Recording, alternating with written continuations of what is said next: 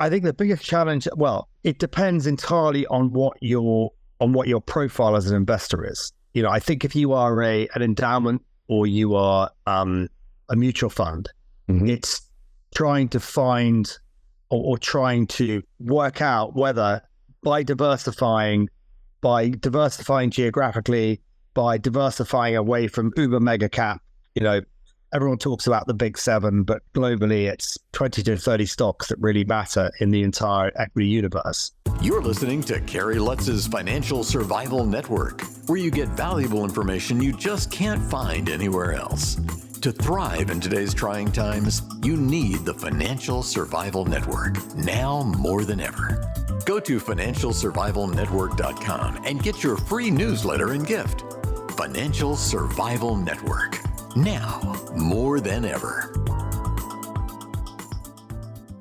And welcome. You are listening to and watching the Financial Survival Network. I'm your host, Kerry Lutz. Well, hey, we love getting newsletter writers on the show because newsletter writers, as a lot, and I know a lot of them, really have their own unique point of view on things, and they really have insight into things that ordinary folks might not have. We just came across one that I want to share with you, and it's called NutStuff, N-U-T, stuff.co.uk.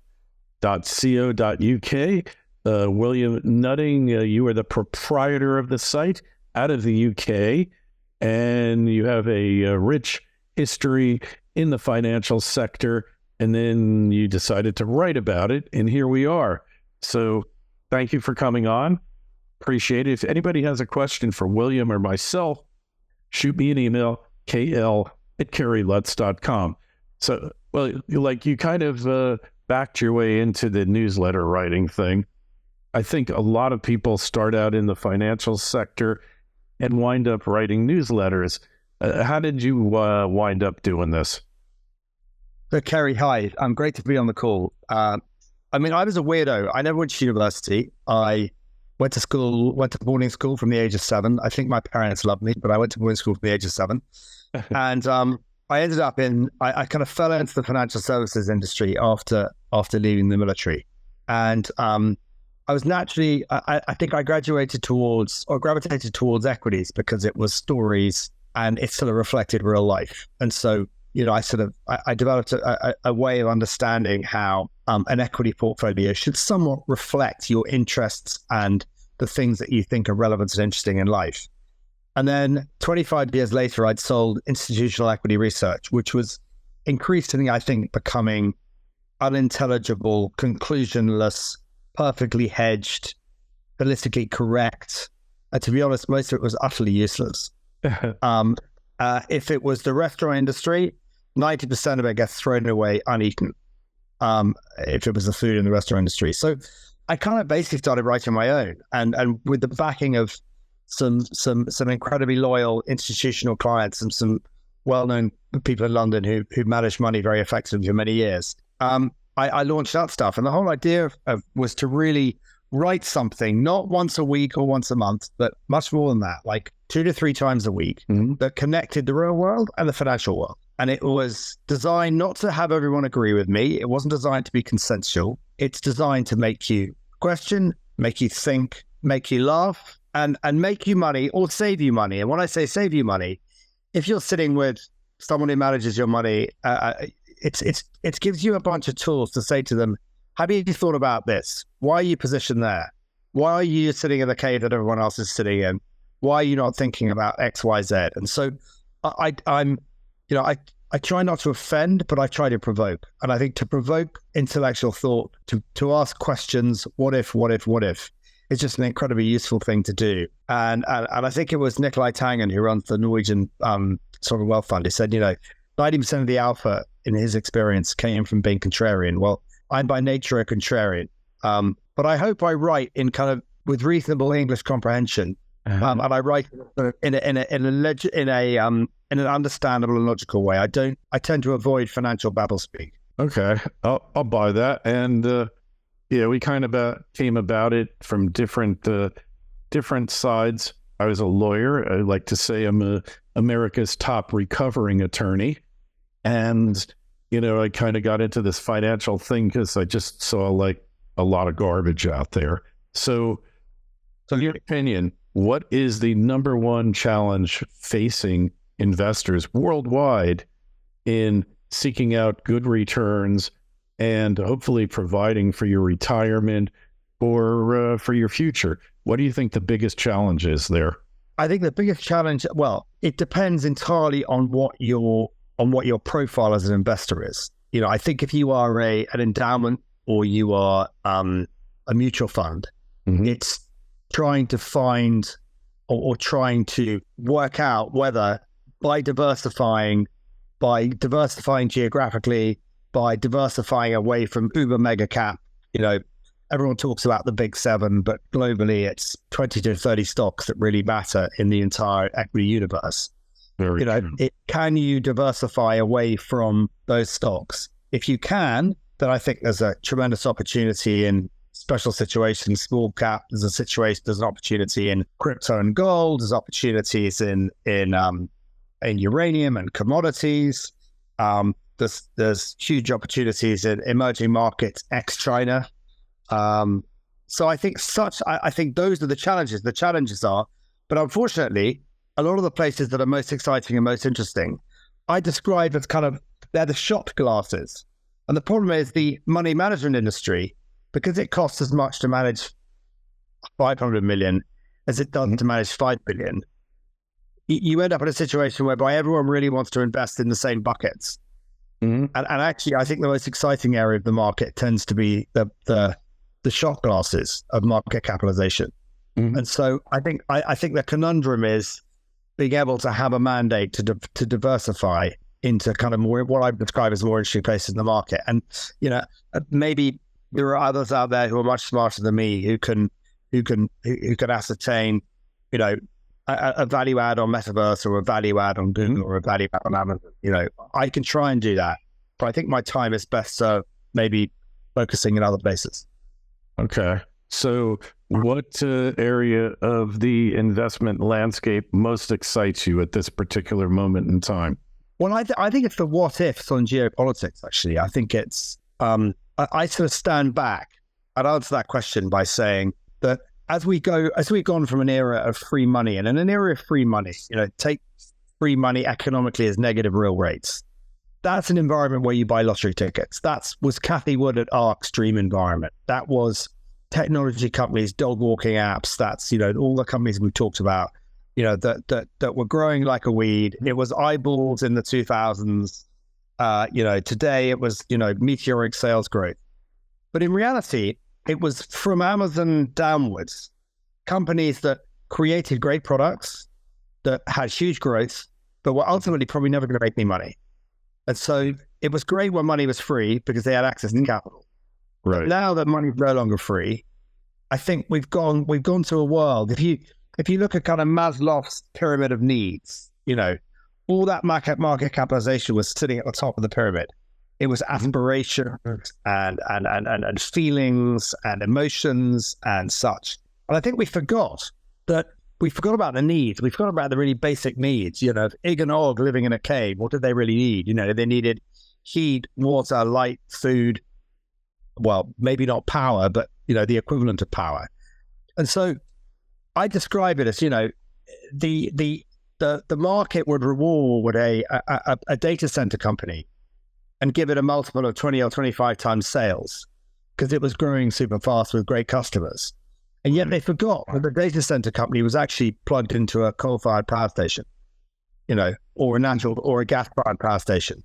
And so I think, when I look at where the opportunities lie, I think it's understanding that the world has changed. The world has changed to a world of positive real rates. It's obviously the opposite in Japan. And I think in that environment, companies that are going to be successful are free cash flow yielding companies, cheap companies, companies that have repaired themselves, and companies that are ultimately selling stuff that we're all going to need and use increasingly more. Right. And reversely, those companies at the moment are a tiny bit of the investable universe. and investment weights. And my bet, I guess, is that, along with country-specific areas like Saudi Arabia and such like, that I think will increase their weighting in the global benchmarks. I think a lot of these companies that I'm talking about, these areas that I'm talking about, will also become increasingly bigger bits of the index. So growth in the years ahead, is that going to be rare, real growth, or I think completely not. I'm massively excited by the next 2 billion people that are going to join the global population. What I'm excited about is that if we have, everyone talks about regime change in the East and places. I'm excited by the coming regime change in the West, because I think if we end up with regime change in the West, hopefully we can start to embrace common sense when it comes to investment spending, capital expenditures as a ratio of GDP to go up massively.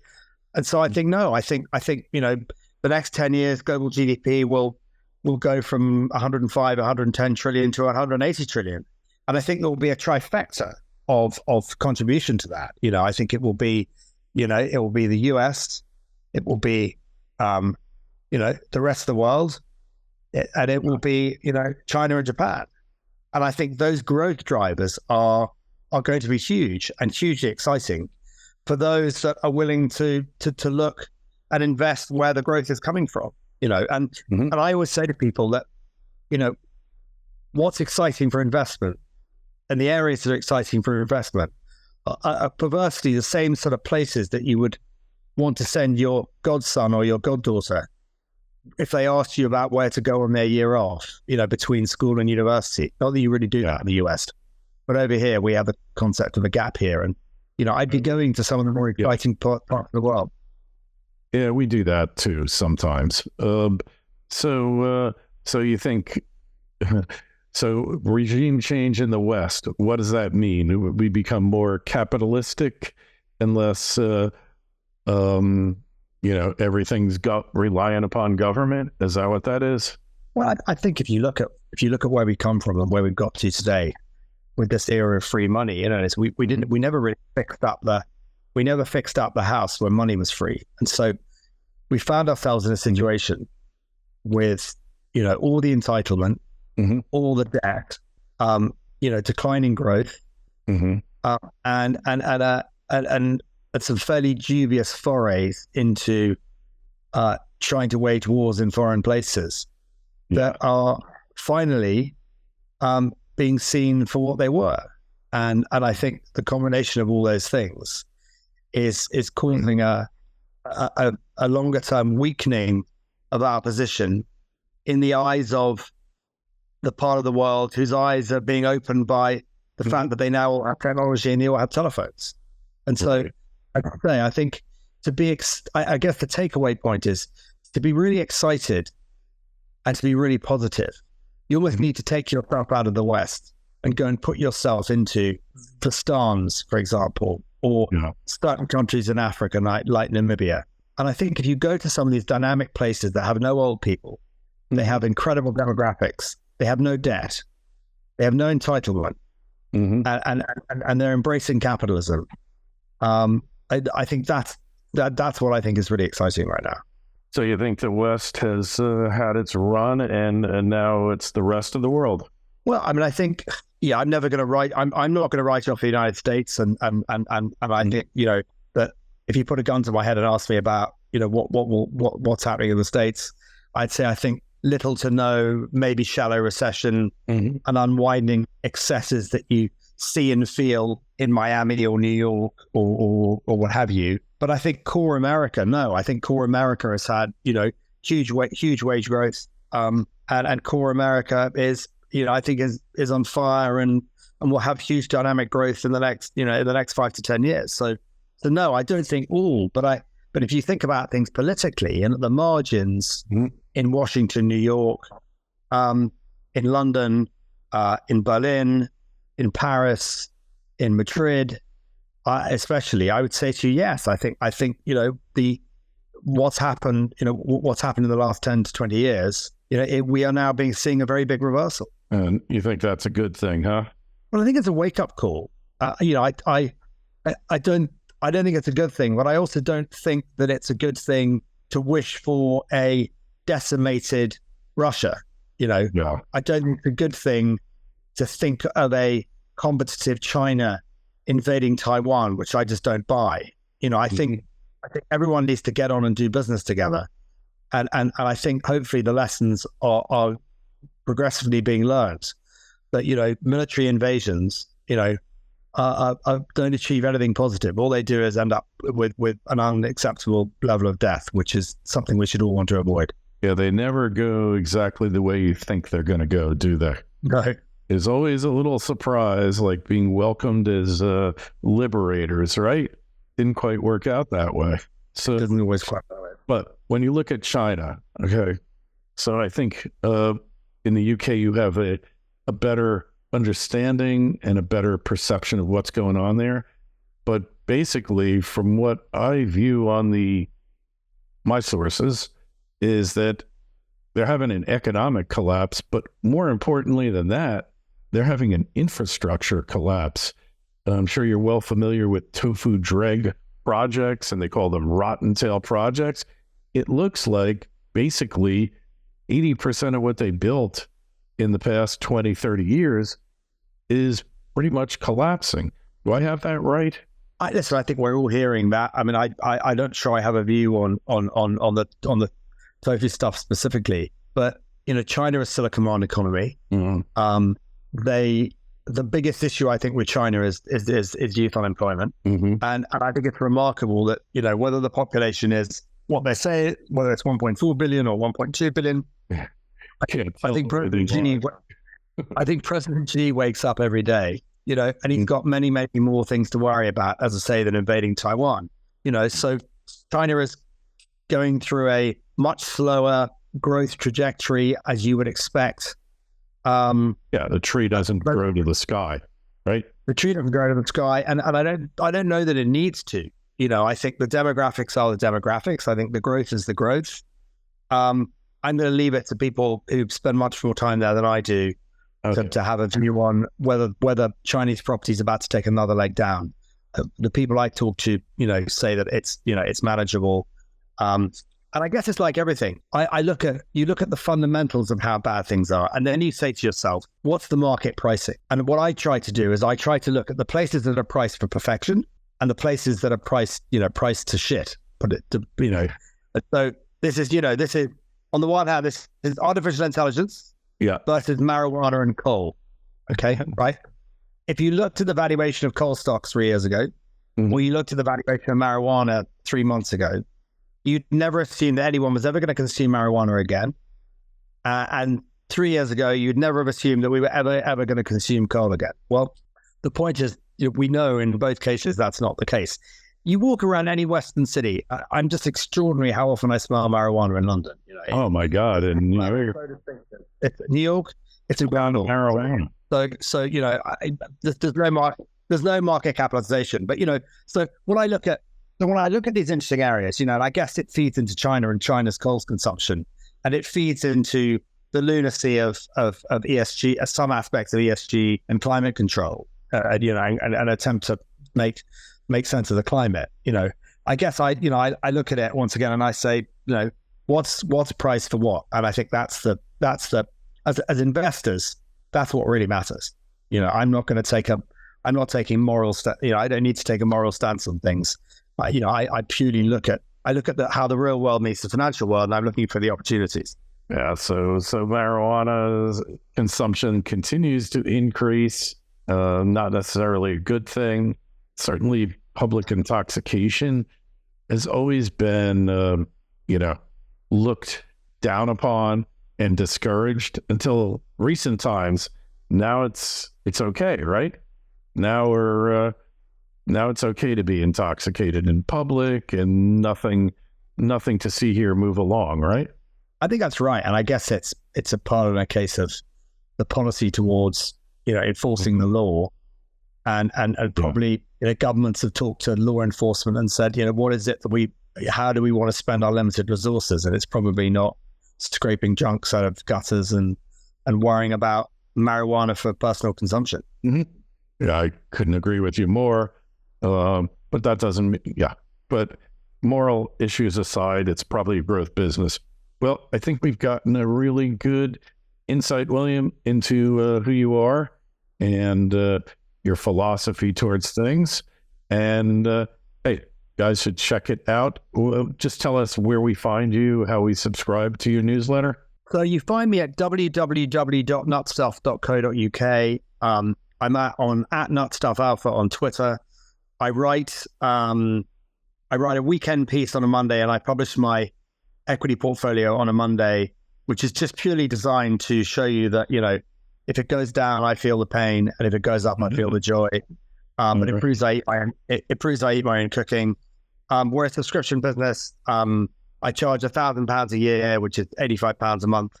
Mm-hmm. The way I look at it is it's investment quality research for a retail price. And if we make you question, think, laugh, and make money, we're cheap at the price for the content that we have. Yeah. So I look forward, and we give a month free trial, and if you sign up, and I think we have a Christmas offer on until the new year. Mm-hmm. I just have a look at the website, and we're in there. We talk about uranium, we talk about AI, we talk about all sorts of interesting, relevant areas. But as I say, the key thing I do is I talk about the geopolitics, I talk about how it connects to the world, and then we're willing to talk about the individual stocks. And I think, we do the end to end. All right. Appreciate it. Hey, got a question for William, myself, KL@kerrylutz.com is the place to send it. And of course, on our site, financialsurvivalnetwork.com, the direct link to William's site is in the show notes to this interview. Appreciate you coming on, William. It's been a pleasure, and we'll look forward to speaking with you again. Kerry, thanks so much. Really appreciate your time. Thanks for listening to Kerry Lutz's Financial Survival Network, your solution to today's trying times. For the latest, go to financialsurvivalnetwork.com. Financial Survival Network, now more than ever.